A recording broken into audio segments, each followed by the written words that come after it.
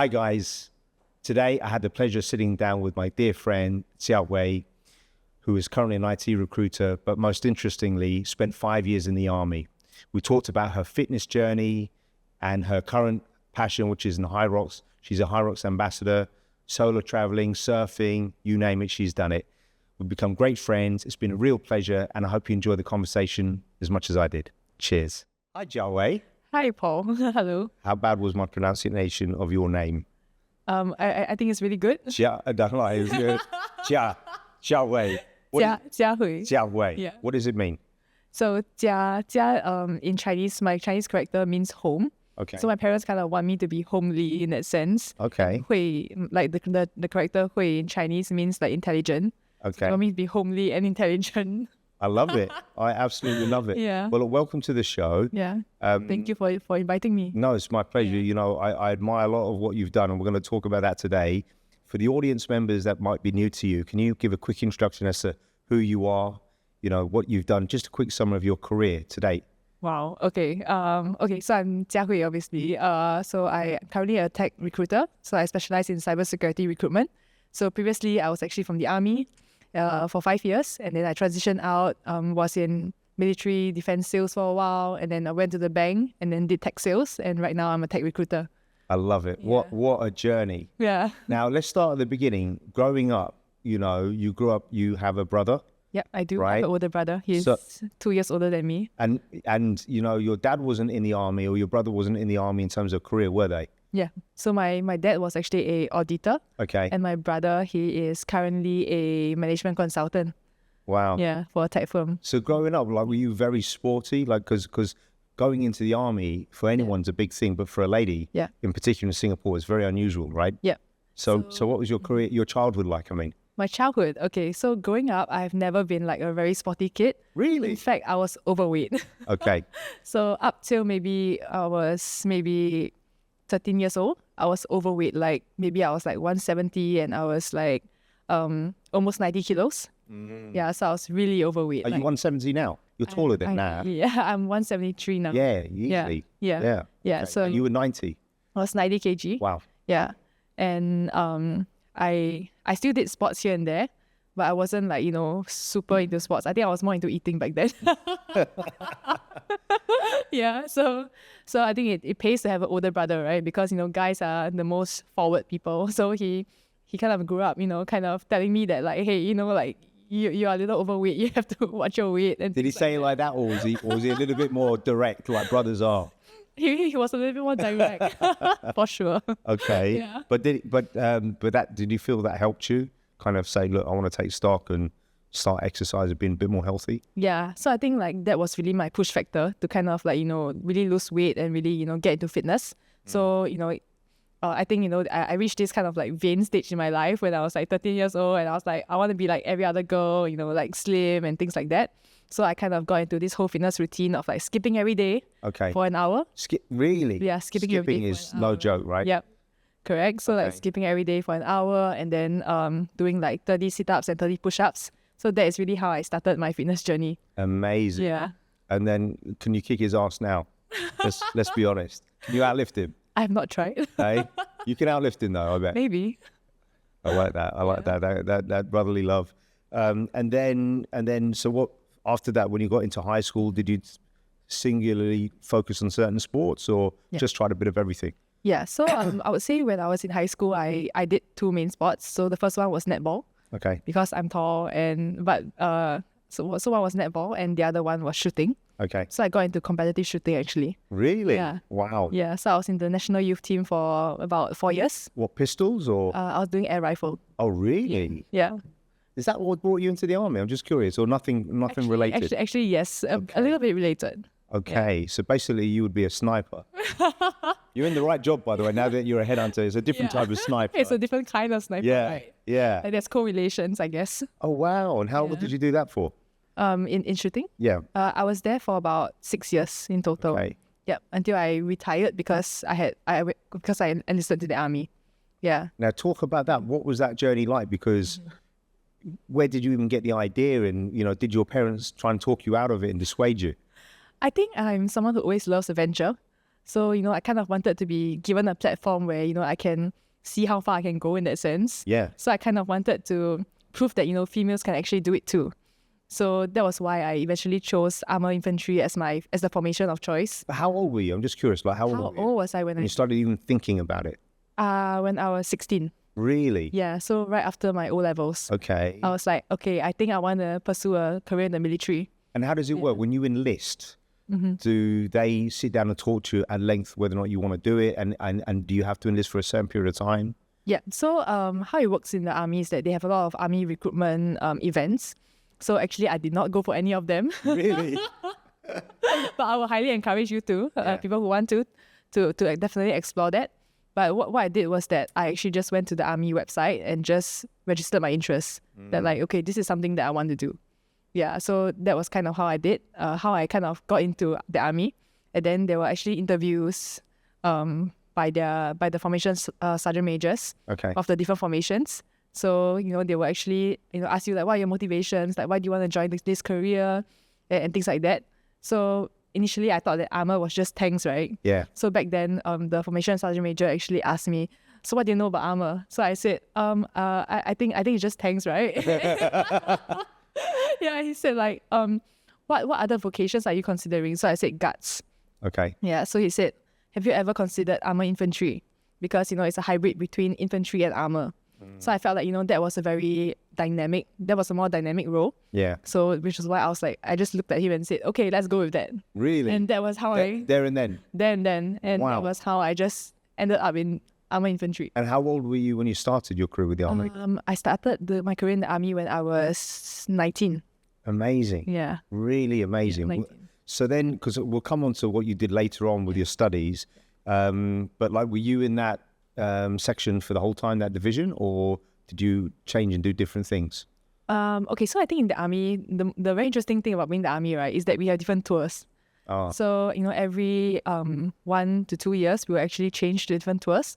So I did like, obviously from basic military training, being a recruit, I went on to become a specialist cadet. Okay. After that, I passed out and I not literally. I'm glad you clarified that.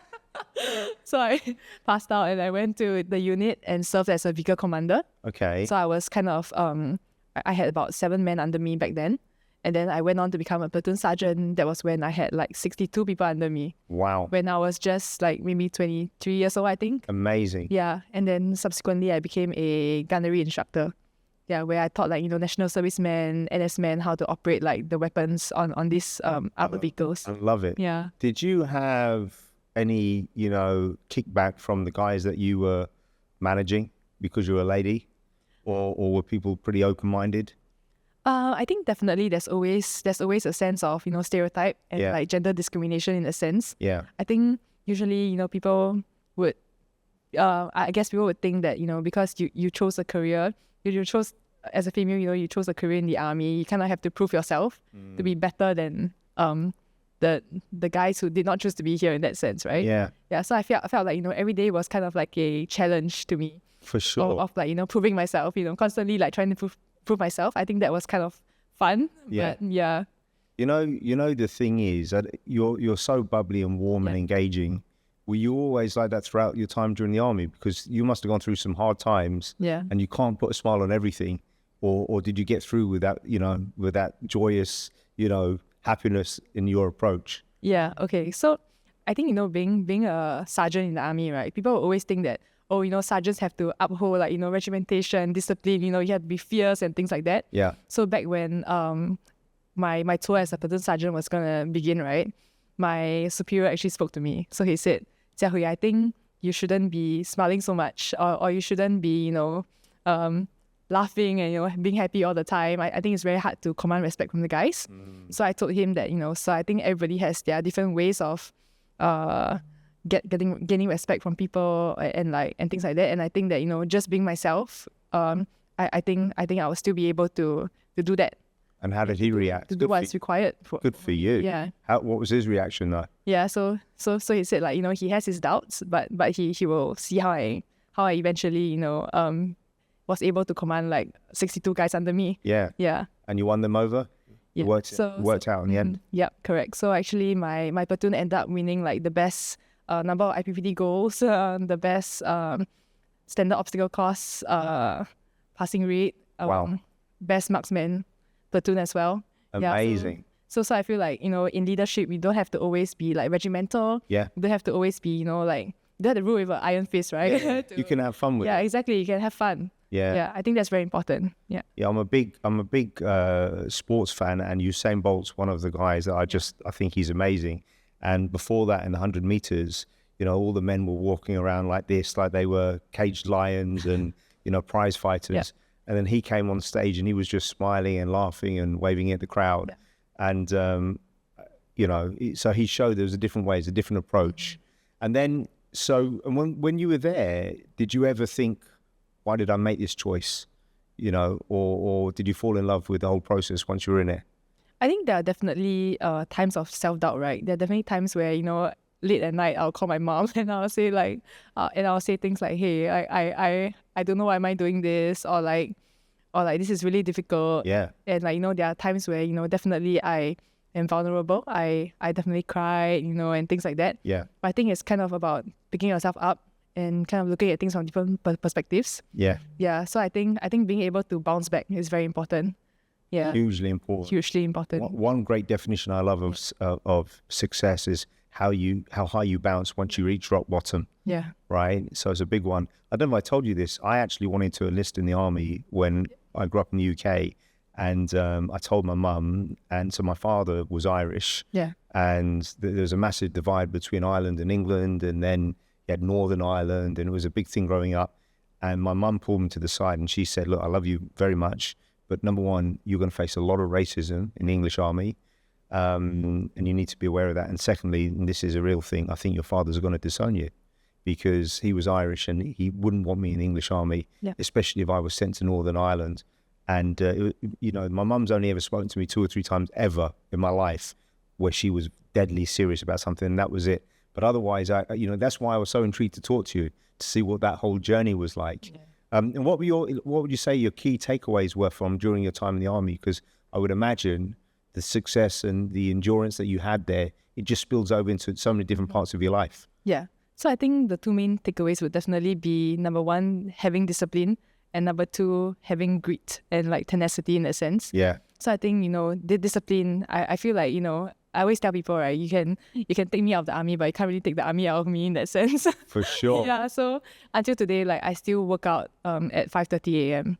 almost every day. So, or if not, if I can't make it, I can't wake up in the morning. If I can't wake up in the morning, like if I had a long day at night, I would still work out in the evening or during lunchtime. So I think, like, you know, being able to instill that discipline in yourself to, you know, keep doing the things you want to do and keep, you know, kind of like, I guess, always improving yourself. I think that's very important. And I think, you know, having the grit and the tenacity to, you know, be in new environments and, you know, be able to adapt and thrive. I think that's one thing that I've learned, because, you know, in the army, I think there's a lot of times where you deal with a lot of uncertainty or deal with a lot of change where you kind of have to learn how to maneuver. Yeah, so I think those are the 2 main takeaways for me. I mean, it's amazing. I'm blown away by that. Now, the other part of your journey, which is so interesting, is you enlisting to go to university and following that dream of yours. Tell us about how that unfolded and when you did it. Yeah, so I actually transitioned into my instructor tour after my platoon sergeant tour. So actually, when I first went into the army, right, I had no intentions of furthering my studies at all. I was like, okay, I'm just gonna do this thing for the rest of my life in that sense, right? So my then superior, who's also my mentor, which is a lady, Warren Jennifer, she actually encouraged me. She said, like, Jia Hui, since you have time now, you know, you don't have to stay in camp anymore. Why not you just take up a part-time degree? Yeah, so he said, like, you know, it might help you in future. Brilliant. So how old were you at the time when she shared that with you? I was 24 years old. Yeah. Okay, great advice. Yeah, exactly. So I'm super thankful for that, actually. Yeah. So what I did was that I went back home, applied immediately. I was like, you know what? I'm not going to think too much. You're a spontaneous person. You crack on and get things done. Yeah, exactly. So I was like, you know what? I'm just going to try to apply, because the deadline was like in a week. So I was like, I'm going to try. And if I get it, I get it. If I don't get it, like, you know, I will explore other opportunities or other ways of, like, you know, getting a degree. So what happened was that in a month, I actually got into university. Amazing. Yeah, and I was actually supposed to fly up to the UK to study, but because of COVID and things like that, I didn't manage to, so I did distance learning instead. Okay. Yeah. What did you study? I did management and marketing. Yeah. Yeah.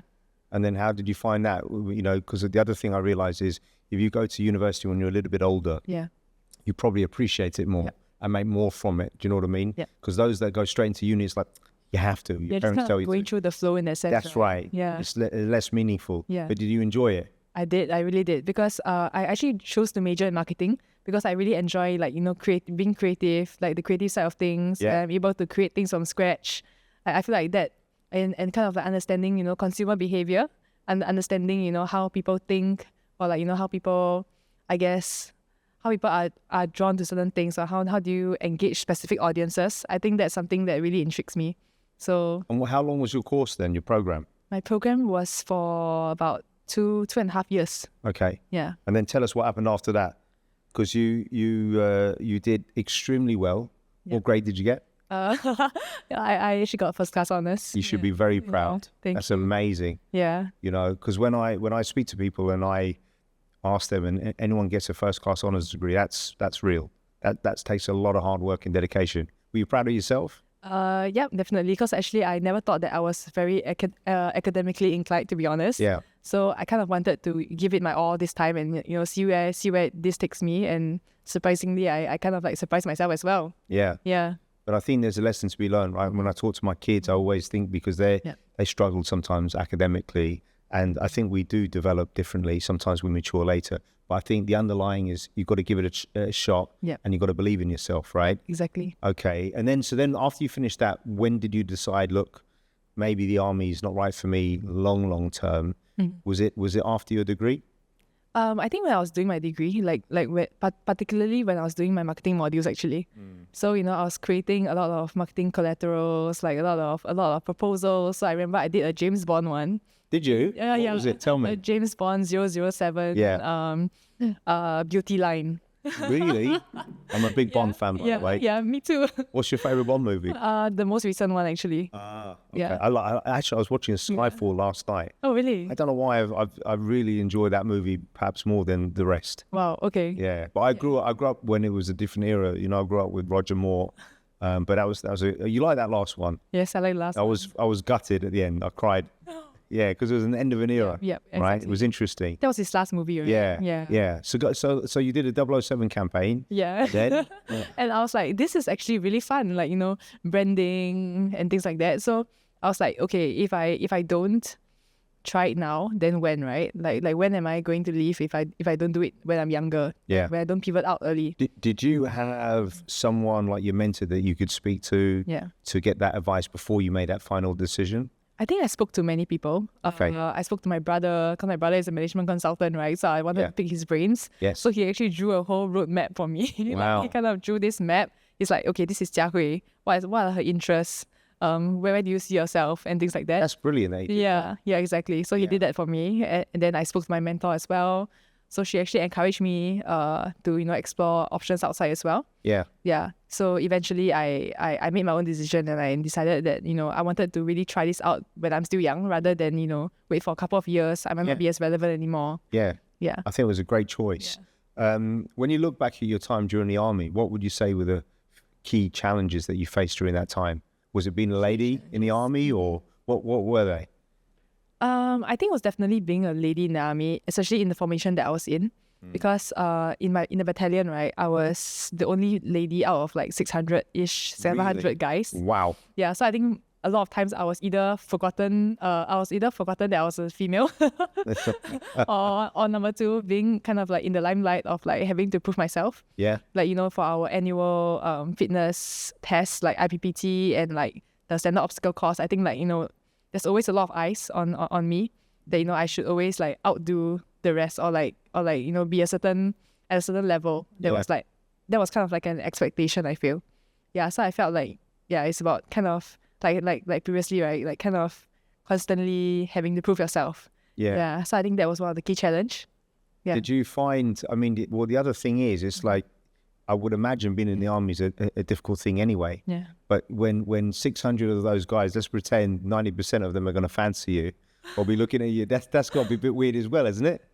I Or did you not think about that? I think I don't think too much about that. Really? Yeah. Did anyone ask you out when you were working in the army? Someone that was that worked for you? That must have been weird. No. No? But I did have, random things hung outside my door sometimes. Oh, really? Yeah. So there were like a few instances where I had like TWGT hung outside my door. Oh, really? And like chocolates hung outside my door as well. But I give them away. That's so funny. Yeah. When you think about, in the future, if you were to have kids, Yeah. would you, or you came into contact like with my children and they were saying, look, thinking of going into the army, what would you say? Because now you're learning that you can take your exposure there and bring it into corporate life, right? Yeah. But what would your advice be for people contemplating doing it long term? Wow. I think they definitely have to think about whether this is something they really want. Because I think in the army, I wouldn't say the army is a job. I would say it's a lifestyle. Yeah. Yeah, right? Because you're practically staying in camp like up till Friday. You book out on Friday nights, you book in on Sunday. So is that a lifestyle that you are comfortable with, right? And I think, you have to also ask yourself, like, is fitness and like, being constantly, out in the field, being constantly surrounded by a lot of guys. Is this something that you are comfortable with as well? I think that's quite important to... It's hugely important. Yeah, exactly. I'm just curious, in terms of the qualities and the skills that helped you get a first class honours degree, do you think a lot of it was attributable to your time in the army because you learned that discipline there, right? Yep. Okay, so I actually did my degree in the army, right? So I did it when I was a gunnery instructor. So actually, a fun fact is that there were quite a few instances where I did my online classes at the range, at the firing range. My goodness. At the firing range, I wrote my essays when I was doing duty over the weekends as well. Yeah, so I would say it really requires a lot of discipline because you can easily just not attend classes, right? You can just easily skip classes. But I had like an airport like on my right ear while I'm like doing admin in the range. Amazing. Yeah, and like kind of trying to hear what my professor is saying while like tanks are firing off. So I think that was really quite an experience. But I think time management is very important. And I kind of realized that and I really learned this, that you can have everything at once. You can have you can have it all, but not everything at once. Yeah. Right. So I think like what I really learned during that time was that I can only choose two things out of the three: my career, army, and like social life. So I could only choose two, right? So I had to choose my career and my studies, right, during that time. So I think I had no social life back then. Like my weekends were just in the library, like doing research for my essays and things like that. Yeah. I get it. Yeah. I think there's something to be said for that because when I went to uni, I was working full time, studying full time, and I was boxing, and it was difficult, and you don't have much time for anything else. Exactly. You know what I mean? Yeah. I'm just curious, now that you've gone into sales and tech recruitment, how much of your degree has helped you? Because I studied business management, and the reality is I don't get to use a lot of it. Yeah. There's some takeaways, but what would you say? Is it very relevant? I wouldn't say there are direct parallels, right? But I think like, in marketing, we learn consumer behavior. Yeah. And we learn how to, angle certain things, certain presentations, or certain like products which are humans in recruitment. Yes. For a very specific audience. So I think there are definitely some relevance, but not direct relevance. Yeah, but I think a business degree is always very generic, right? Yeah, it is very generic. And I feel like in sales, we kind of learn as we go in that sense. Yeah. Yeah. We talked about that. Yeah. So you leave the army, what's your first job? So when I left the army, my first job was a marketing internship. Okay. Yeah. Oh, really? Yeah. So I was left with my final semester in university. So I thought to myself, like, hey, I have no experience in marketing. Like, I think I want to gain some experience to see if, marketing is for me. So I actually applied for a role in FMCG to do marketing. Okay. Yeah. So I was a marketing intern for 6 months. Okay. Yeah. That's got to be weird after, managing this legion of men and now being in a marketing intern. I know. So Was it weird? it was really weird. Like the transition was a little awkward. Yeah. So I was kind of surrounded by many female managers. Yeah. Very different environment, right? And then I was kind of doing a lot of influencer marketing, branding, and things like that. So that was very, very interesting because I think my manager I think I was blessed with a very good manager because she actually asked me like, hey, what do you want to explore? What do you want to do? Which is pretty interesting. So I could really open my eyes to, see Brilliant. a really wide range of like marketing stuff. Yeah. Yeah. And then after that, what did you do? And then after that, I graduated from university. Okay. And then I was kind of looking for roles. But obviously, in the Singapore market, I think it's a bit hard to look to pivot into a different industry, right? Yes. Especially after I come out from the army. I think that many employers don't really see direct relevance. Yes. Right? And I find it such a shame because, I had this conversation with someone today. You have all these skills and with that work ethic, you can transition them to nearly anything. Yeah, exactly. But so that's why I wanted to ask you. So did you feel that you didn't have that many options in some ways? Yeah. Weird, isn't it? Yes, definitely. Yeah. So I actually applied to many roles like in marketing, but never gotten a reply from any. Wow. Yeah. So I think that was when I started to be a little bit more active on LinkedIn. And I posted like, hey, I've graduated, I'm looking for a role. And I was quite lucky because one of my ex-bosses in army, he actually transitioned out to ST engineering. Okay. Yeah, he was heading the defense business. Okay. So he actually asked me like, do you want to join me? And like, what are your interests? So I told him my interest is in people and in marketing. So I want to do something a bit more front facing. And I also wanted to, have that creative element of like, designing things.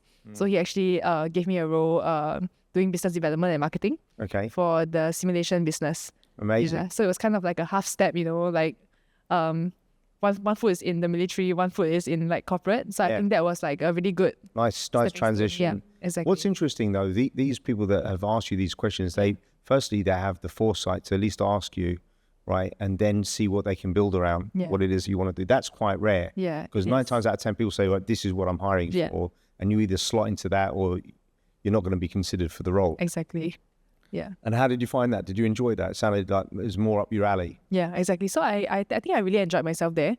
I felt like it was very good ground, right? Like it wasn't completely throwing myself into the unknown. Yeah. And it's also a very comfortable space in that sense of like, learning how to do like business development, how to do sales in that sense and marketing.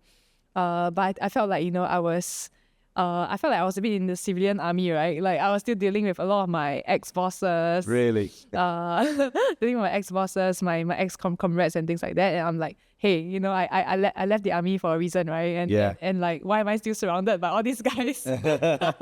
Yeah, so I felt like, okay, as much as I do enjoy this, I really wanted to, transition and do something completely different and see how I'm able to, whether I'm able to thrive there. Yeah, which was why I eventually decided to leave. And what did you do after that? Yeah, so right after that, because, that with that thought of wanting to throw myself into the deep end, right? Yeah. I applied to a bank. Yeah, so I went to DBS and I was a regional product manager over there. Okay. So I was managing the regional corporate credit cards. Yeah, so I was kind of involved in, marketing, involved in creating new credit cards, involved in managing the ideal application as well. Okay. Yeah, so I would say it's a middle office kind of role. Yeah. Where I get to still interview customers, I get to still talk to stakeholders. But I think being an extrovert, right? I felt like I was a little bit dying behind the laptop. Like I felt like, oh my God. You weren't out there doing that. Yeah. I felt like, okay, this is a slow death. So I was like, okay, I need a front-facing role. Yeah. Yeah. But at least in talking to you, what I realize now is that your career in some ways, it's upside down in the sense that most people in the first few years have a few jobs and they're working out what is it that they want to do. Yeah. Sometimes if you're lucky, you work for a big organization, they let you do a stint, right? And in the old days, you do an apprenticeship. So I think the reality is, even though you did that 5 years in the army, the reality is the beginning of your corporate life is now. Yep. Right, and you're still trying to, learn what it is that you like. And I got fired from my first 3 jobs. Oh, really? Yeah. But that was because I don't suffer fools gladly, and I'm quite opinionated. Oh, I think same for me as well. Yeah. Okay. So but I think that's okay. You have to find your feet, and most people that I know have because I saw what you wrote on LinkedIn the other day. And I thought that was a very salient message because, you know, we are all exploring, we're all learning what it is that we like and what we don't like. How on earth did you fall into recruitment then? Because we discussed this before. Most people fall into recruitment. Yeah. By most, I mean everyone. You know what I mean? So how did this come about? Yeah. So I think a couple of months back, I was actually in tech sales. Yeah. I think I was in Web3 sales actually. So I think, you know, in the Web3 world, it's a whole new world compared to like other forms of tech, right? So I think it was a little bit difficult for me to align with that. So I decided that, okay, I'm going to take a break. I'm going to realign and, you know, ask myself, like really look inwardly and ask myself, you know, what do I really want to do? Like, I know that I want to do something that's front-facing. I know that I love, you know, talking to people gives me a lot of energy. So definitely something front-facing, sales, BD, right? But I didn't know which industry. So it was quite serendipitous actually. Like this lady who has been following me on Instagram and LinkedIn for a while reached out to me right on the day that I left my role. Oh, really? Yeah, and I did not post anything on LinkedIn. So she reached out to me and she's like, hey, Jia Hui, do you want to go for coffee with me? Yeah, and I was like, this is interesting. Yeah, so I met. Timing is everything, right? Exactly. Yeah, so I went for coffee with her and she's like, have you ever explored recruitment? Like, have you ever considered a career in recruitment? And interestingly, back then when I was deciding between my tech sales role, I was actually deciding between tech sales and tech recruitment. Yeah, but I went with tech sales. Yeah. Yeah, so I told her, like, I have actually considered recruitment, but yeah, so actually she referred me to her boss, Wow. her ex-boss. Yeah. So interesting. Yeah. So that was kind of how I fell into recruitment. And I think cybersecurity and defense kind of, although they are two very different domains, right? I feel like they're kind of similar in a way. Yeah. Right? Because, you know, it's all about defense. It's all about, you know, security and things like that. Yeah, it's the same principle at heart, right? Exactly. So, you know, like red team, blue team, it feels a bit like a tabletop exercise, you know? Yeah. So I like to kind of use that analogy with my customers a lot and my clients a lot. Yeah. Yeah, it's a good one. I mean, talking about being an extrovert, I just find it so interesting because, you know, like I'm an introvert by nature. Most people won't believe that. Yeah. And we've talked about this off camera. But, you know, based on the people that you work with, would you say that in recruitment, the majority are extroverts or is it real balance? Based on your observations? Based on my observations, I think generally, okay, there's a term for this, functional extroverts, right? Yes. Yeah. So I think definitely there's definitely a mix of people who are introverted, extroverted. Yeah. I think generally, you know, what people portray is definitely you have to be extroverted in this industry, right? Yeah. So I think even if you are introverted, I think you are functionally extroverted when it comes to your work, right? Yeah. And you have to embrace it. Yeah, right? exactly. You know, but what have you learned about your time in recruitment? You know, what are the key takeaways that you've learned? Because I think externally, if people haven't done recruitment, they've got an idea of what it is. Yeah. And on Facebook years ago, there was a picture and it was like, you know, herding cats, you know, so that's one image, right? Okay. Yeah, because that's really what it's like, because it's like you can't, how do you grab a cat? And when the cats are running, it's impossible because, you know, if you ask people in recruitment, outside of recruitment, they'll think you're making loads of money, you know, you're doing deals all day long, and that's not the reality, right? There's a lot of work that goes into it.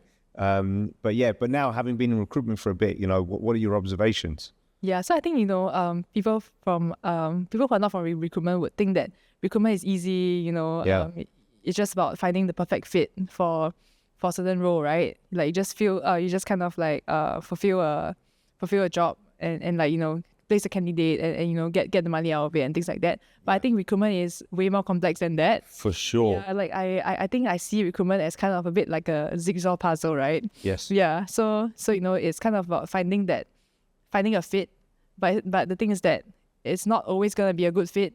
It's not always gonna be a perfect fit at first try. Yeah. So it's about, you know, balancing your client, balancing your candidate, balancing talent acquisitions. You know, everyone has a different agenda. Everyone has different motivations, different wants. Yes. Especially when it comes to, you know, clients, they have like 101 things that they want in a candidate, right? Yeah. But it's kind of about finding a perfect boyfriend or a perfect partner. Yeah. But you know you're never gonna find a perfect partner, right? So there has to be like, what are your non-negotiables? What are your negotiables? Like, you know. I love it. Yeah, and things like that. So I think it's about managing everyone's agenda. Yeah. So I think this is something that a lot of people don't see that happens behind the scene, right? Yeah. Yeah. For sure. Yeah. And I would imagine your time in the army, where you see people under real distress, pressure, it's probably given you an ability to read people. a lot better because you've seen people at their best and the worst. Yeah. You know.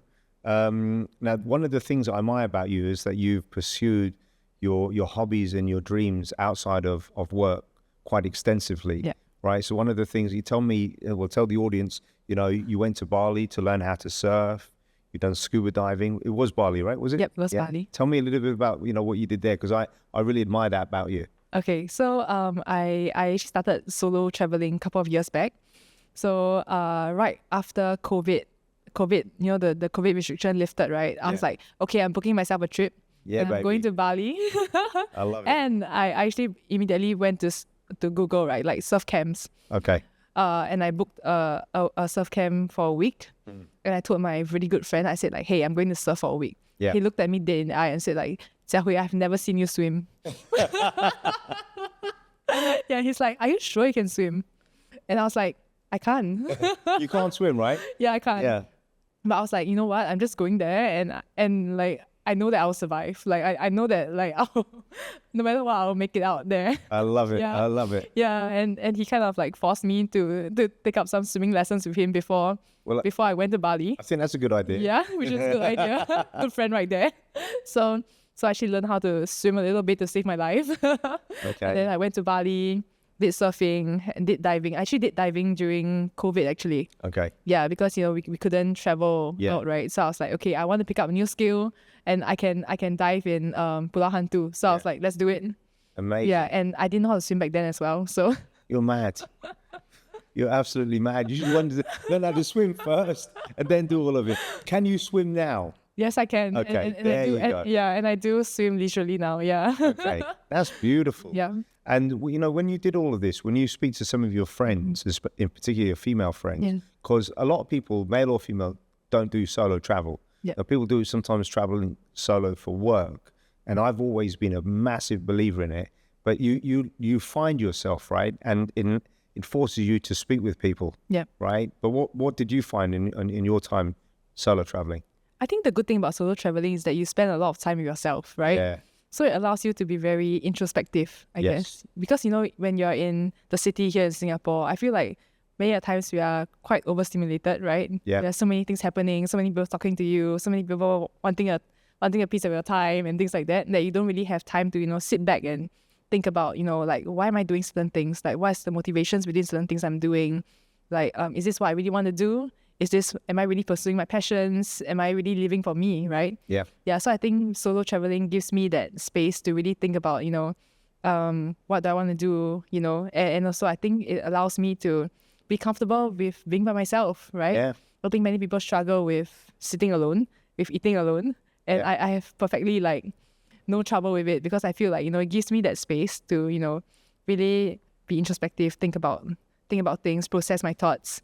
Yeah. It's huge. It's massive. And I also, like that message. It's good. I always say to people, that's something, you know, with Isaac, I was saying to him, when he first came to work with me, he was single at the time. And I said, why don't you do a solo trip? And he'd never done one. And I had recently come back from a 10-day biking trip in Vietnam. Oh. And I did north to south on a bike. Hajang Loop. Yeah. No, I was meant to go on that. I did that. Really? Yeah. Yeah, there was a typhoon. I couldn't do it. How was that? Earlier this year. Amazing. Really? Yeah. What time of year did you go? Sorry, I did it in March. So that's what I was meant to do. Yeah. So I flew into Hanoi and I was meant to go up and then there was a typhoon. Oh no. So then I ended up, you know, going all the way down south. But did you do it 4 or 5 days there? I did 5 days. Yeah. Yeah, I did it with a group. Okay. Yeah, so we kind of like stayed in like this homestay place every night. Yeah, it was really fun. It looks amazing. Yeah. Yeah, so that's on my bucket list. You should. It's Big really time. fun. Yeah. Yeah. I don't want to, you know, maybe I would do it with a friend or my son or something like that. Okay. Because that I kind of just want to take in. Because the views were stunning, right? Yes, the view is stunning. Yeah, and I just found doing that 10-day trip, because I went all the way down to Ninh to Da Nang, Hoi An, all on bike, and you know, you're much more appreciative of things. Yeah. And because, you know, I run a business, I've got 3 kids. Of course, I miss the family, but I find that I need that reset. Yep. And the other thing is, I don't know if you can speak to this, but I don't think I was born in the right era. I don't think this was meant to be when I was born, right? I think I should have been out there, as a warrior, running crazy, doing unusual things, and maybe living that nomadic lifestyle. Yeah. So for me, doing these trips, it kind of, it satisfies that part of what I want to do. Oh, I feel like that's totally relatable for me as well. Yeah. Actually, there's a period of my life where I considered becoming a digital nomad. Really? Yes.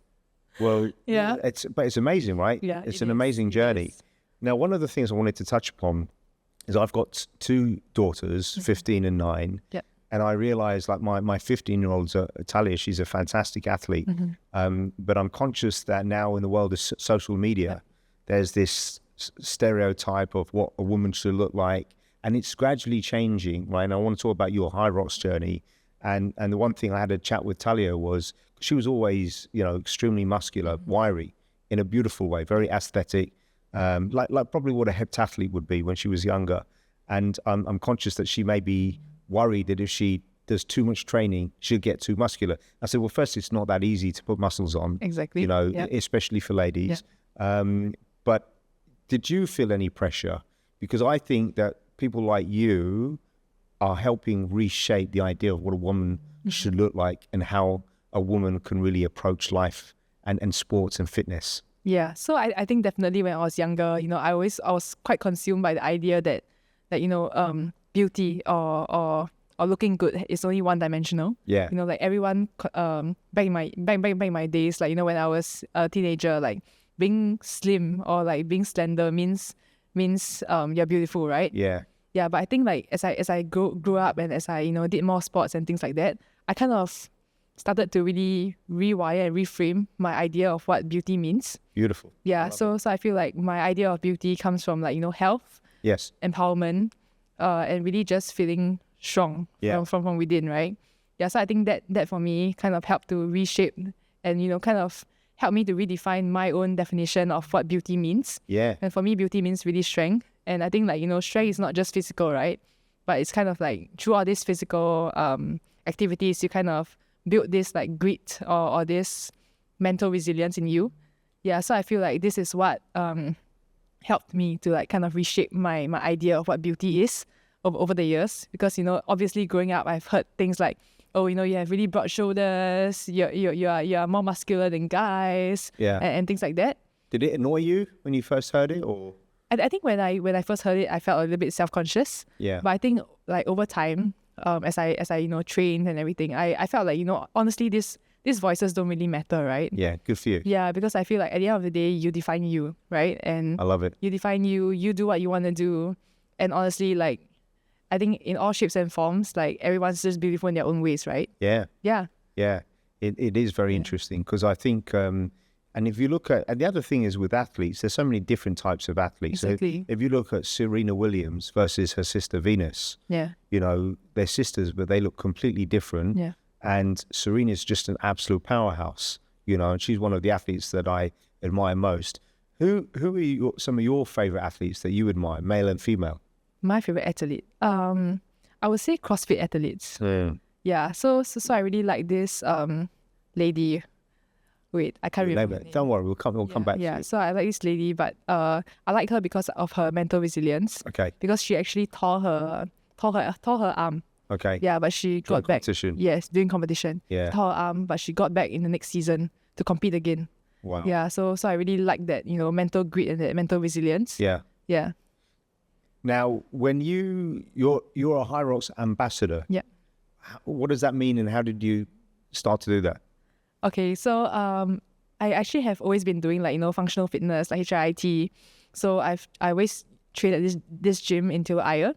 So the owner of the gym is actually Singapore's country manager for Hyrox. Okay. Yeah, so he actually follows me on Instagram. Okay. So he figured that since I've always been sharing content about fitness, sports, training up for Hyrox, he felt like I would be a good fit to be a Hyrox ambassador. For sure. Yeah.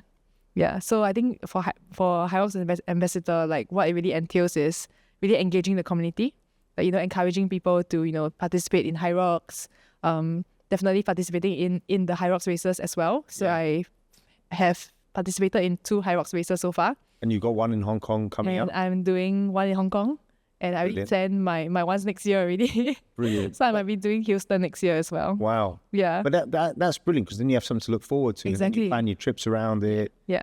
What's the difference, for those that don't know, between Hyrox and CrossFit?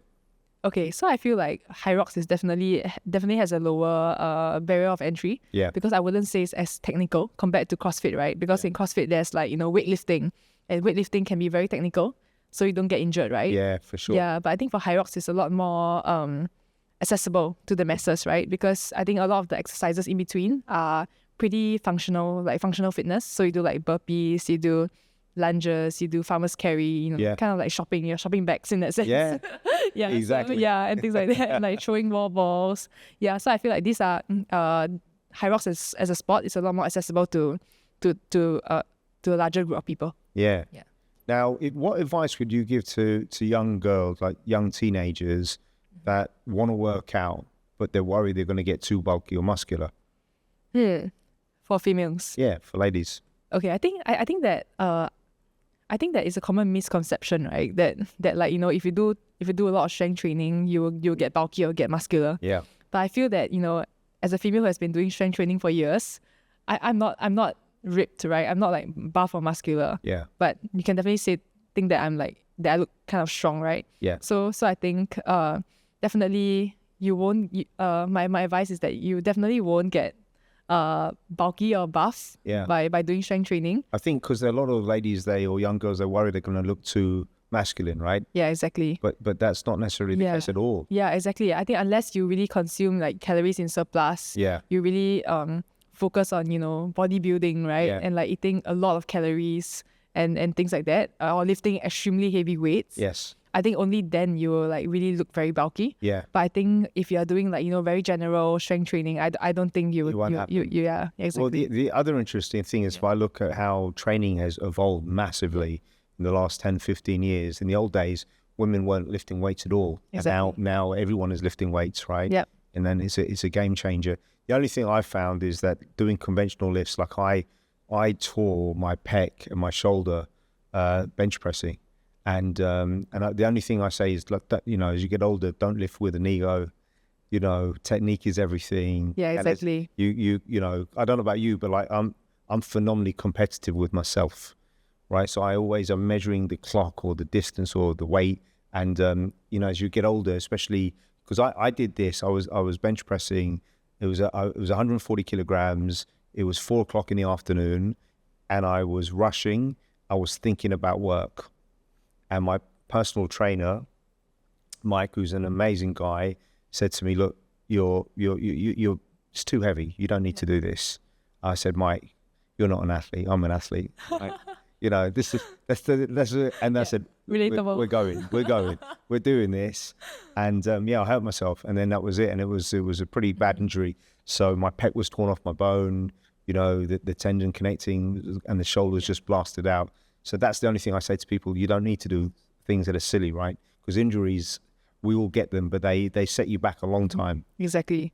So I feel like, fitness is longevity, right? It's about longevity. 100%. Yeah. So sometimes, when my boyfriend, my partner wants to like lift really heavy weights, right? Yeah. And then he says like, "Oh, you're not pushing yourself hard enough because you're not lifting heavy, like as heavy. This looks easy for you." So I said like, sometimes it's not about going at 101%, right? Yeah. Sometimes it's about saving some and like, leaving it for race day in that sense, right? 100%. Yeah, because you can't be constantly going at 101%, 110%. Like it will create like this mental fatigue. Yeah. Yeah. So I feel like, sometimes when you're training, it's okay to, lift maybe lighter weights, but maybe more reps. Yeah. Right? Yeah. So talk a little bit about your program. Do you build in cardio? Do you have to watch your diet carefully now? Yeah, so I would say I'm pretty much doing hybrid training right now. Okay. So I do CrossFit about 5 days a week. I run long distance maybe 3 times a week. What is long distance? 10 to 15 click. Wow. Yeah, because I'm running the Standard Chart half marathon as well. You savage. So you're doing 10 to 15 click. Yes. Can you run? Yep. I mean, I can't run that. I'd have to walk, run. You're running the whole thing. Yeah, running the whole thing. Amazing. Yeah. Yeah, so I do that usually after work. Yeah. Or before work. So I run the Marina Bay area. Yeah. Yeah, and I'll go back to office, shower, and then start my day. Yeah. Brilliant. And then what about your diet? Are you controlling that? Are you being very careful about your calorie intake or? Okay, I think that there was a time where I was really counting like, all my macros and things like that. I even have an app, where I actually type in everything I'm eating. Yeah. But I think over time, I just realized that it's all about balance, right? All about Yeah, it's all about balance. So I think right now I try to eat as clean as possible. I try to make like good decisions. Yes. Try to cut out as much sugar as I can. And try to avoid fried food as much as I can. Yeah. Yeah, so I think it's important to, limit your vices, right? Yeah. But the first time we met, the thing is, you notice we had wine. we had wine, and you like, and I said I'm going to get another glass, and exactly. But I balance it out, right? Yeah, exactly. So it's all about balance, right? Yeah, at the end of the day. And the other thing is, because again, you and I have many things in common, but like I worked out at 5:30 this morning, and how do you find the discipline to do it? Because a lot of people think that it's not possible. But I'm just curious, like, where does your goal start? Is it like you're so self-disciplined, or have you said to yourself, I'm going to do this, or has it now become routine for you? Yeah, I think it's about, I think it's about having small wins every day for me. Yeah, so, when the clock kind of rings at 5:30, sometimes there are days that I'm just like, oh, do I really want to do this? Like I could be very tired sometimes, but I'll just tell myself like, hey, like I've committed this to myself, like let's go up and get it done. And I think what I've done over the years is also be as ready as I can. So like the night before I sleep, I'll be already wearing my attire to run. You're ready to run. Yeah, exactly. So I have no excuse, right? All I have to do is roll out of bed. You're a beast. And go. Yeah. So I think that helps me, like getting prepared for it, and also, after you run, after you're done with it, like you just feel like, okay, I've accomplished something for the day. You do. You're lined up. Yeah, so you're like, I've accomplished something for the day. I had a small win, so I'm ready to face like the day. Do you know what will make you laugh, right? Yeah. So I've been getting up a little bit earlier. Yeah.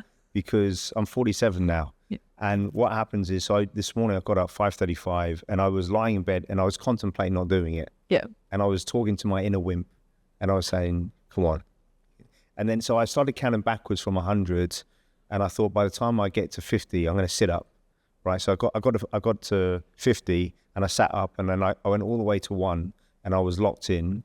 And but the thing is, people think this is crazy. I have to have a shower, because it forces me to wake up. Mm-hmm. Quick shower, bit of cold water, brushed my teeth, went down, started working out. But this is the thing, because I'm 47 now, I then have to lie down for 10 or 15 minutes. If you pushed yourself hard, right? Especially if I go on the Aerodyne to finish, I've got to just need 15, 20 minutes just to recover. Okay. Yeah.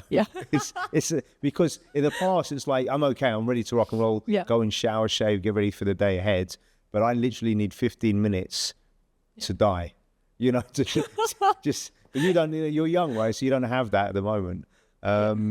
Let's talk a little bit about, as you see your career embarking, I'm curious, like long term, because I've got a guess. I think you're going to go into business on your own in some shape or capacity. Just remember I said that. But do you think about things like that in the future? Yeah, so I think my end goal has always been that, actually. Has it? Yeah, so I always wanted to be an entrepreneur, actually. Okay. Like, I think in some shape or form, like somehow, sometime, like I think I will pretty much do my own thing. Yeah. Yeah, that's brilliant. Yeah. Because sometimes people ask me what my goals were when I was younger, and I did have a lot, but because I came from a very poor family, and I was just thinking about how do I earn enough money this week so we could pay give my mum and dad the money to pay the mortgage. I wasn't really thinking beyond. But I found a piece of paper that I wrote when I was 18. And so these were my goals. Yeah. I wanted to get married and have my first child before I was 30. I think I wanted children when I was young, because I didn't want my kids too old. Like, look at my dad, and, he was too old. And then I wanted to run my own company before I was 30. I wanted to become a millionaire before I was 30. And I had this list of things, right? And then some of the lists I didn't, I wanted to become a movie star. That, wow. It's not too late, by the way. But I didn't do it before I was 30. but it's interesting, because sometimes we forget what our dreams are. Exactly. Right? We get so caught up in life.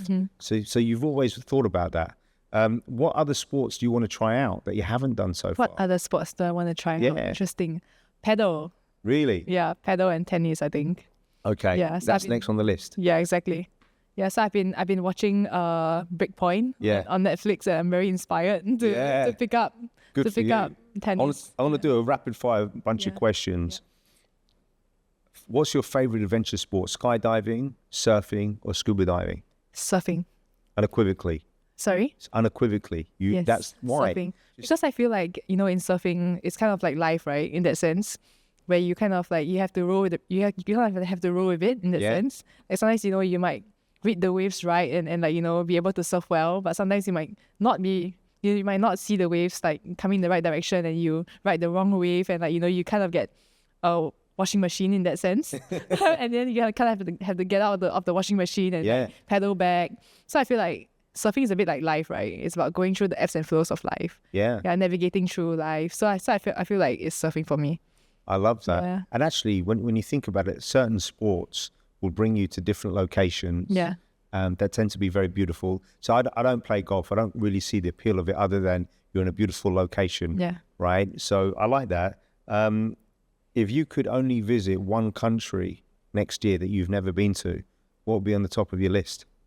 I would say the US, actually. Okay. Yeah. It's an amazing place. Yeah, because I think they have, They have everything. Everything. Yeah. They have skiing, they have skydiving. You would love the US. Everything. The US would love you, your personality, your zest for life. Because what I found growing up in England, it's a lot more conservative. Mm-hmm. In the US, they love people that strive to be successful. They love winners. Right. And it's okay to have an opinion and go out and want to chase things. Yeah. So I think you'd absolutely love that. What's your go-to workout in the gym? Go-to workout in the gym? I would say a CrossFit session. Okay. Yeah. Okay. Do you know some of your personal best for your lifts? Yep, I do. Give it a share. What was your best deadlift? My one best rep deadlift. For 10 reps? 120 kg. Okay, for one rep? Yeah, for one rep. And for 10 reps, do you know? 10 reps, I think it's 100. Okay, wow. 100 or 90 something, I think it's 100, yeah. Really good, I love that. Yeah. Okay, because I always ask people, when people don't know their personal bests, I said they're either been very humble or they're really crap. It's okay, there's an app called What Up. What Up, okay. Yeah, so you can actually key in like your personal best. Okay. So every time you key in like something new, right, they'll tell you whether you have achieved your next personal best or not. Oh, really? Yeah. So interesting. Yeah. But I think I know my times, my lifts, my anything going back. Like I could tell you at 14, 16, 18, what I was running, what I was lifting. Do you know what I mean? Because I think it's inculcated. Yeah. But I think that's very important, right? I think so. Yeah. So you'll laugh when this is a funny story about recruitment. So before I set up my own company, I worked for another company. Yeah. And I joined them as a consultant. I was the youngest person to join the company.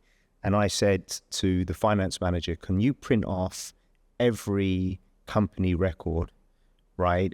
So for example, the fastest deal, the smallest deal, the most number of candidates placed in a team, to the slowest deal, so on and so forth. And I printed them all off and I got them laminated. I stuck them on the wall. And I said to my boss, when I've eviscerated all of these company personal records, will you make me the GM? And he said, sure, but it's going to take you a year. I said, well, exclude the slowest deal. And he started laughing. He just said, you're a bit cocky.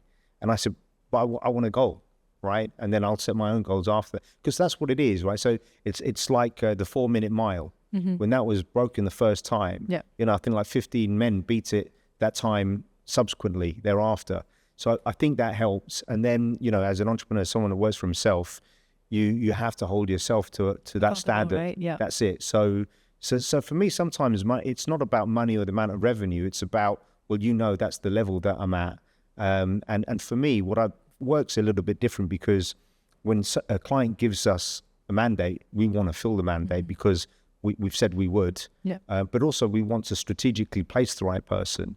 And, but I've always had personal best. They're a big one. One thing that you always pack that's a little bit unusual when you're solo traveling. Wow. Unusual. You're going to say your surfboard. Do you bring that or you rent it when you're over there? I actually surf at, I always surf at this one place. Okay.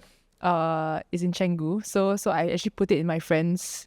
Now he's become a friend, so I put it in his warong. Okay. Yeah. Nice. So whenever I'm there, I just take my board and surf. Okay, so you can't include that. Anything else that you could name that you Anything travel else? with? I would say for me, it would be, okay, it's not unusual, but I would say a very sturdy portable charger. Yeah, Because, you don't want to have a dead phone and Yeah. be stranded alone, right? 100%. Yeah. You've got to have a go-to. Yeah. What's your favorite cheat meal after a competition, a fitness competition? Okay, so I do this every single Saturday without fail. Go on. To the Go on, tell me. yeah, to the point where like the staff already know my order. Yeah. And one of the staff is actually my man back when I was in the army. Oh, really? Yeah, so it's actually a peanut butter jelly muffin. Really? Yes. And that's your go-to? That's my go-to. Really? Yes. Why? You like the taste, it gives you a bit of energy? I just like peanut butter. I think I have like, taste buds of a kid. Yeah. Yeah, and also like a really good protein smoothie, just a couple of shops down from where I buy the peanut butter muffin at. But I think a lot of people think peanut butter is protein, because I know people, but it's not. It's not full protein. It's not but full protein, But yeah. it's naughty, but nice. Yeah. Do you know what I mean? If you had the opportunity to be a professional athlete doing any one sport, well, forget money that you're making from it, what sport would that be? I think it would be CrossFit. Yeah? Yeah. Really? Yeah. Yeah, they are. The only thing with CrossFit that scares me is that lifting heavy weights repeatedly and you get tired, it's a recipe for injury. Exactly. But I really admire those athletes. But I think what we're seeing is some of the very best CrossFitters, they've got a weightlifting background. Yeah. You know what I mean? So it's very interesting. Well, look, it's been an absolute pleasure. Is there anything else you want to cover? No, not for now. No, it's been such a great journey. And you're still young. You're still at the beginning of your journey. Exactly. So we've got to watch this space. And I look forward to another glass of wine with you soon. Yeah, same here. Brilliant. Thanks for taking the time. Thank you. Cheers. Cheers.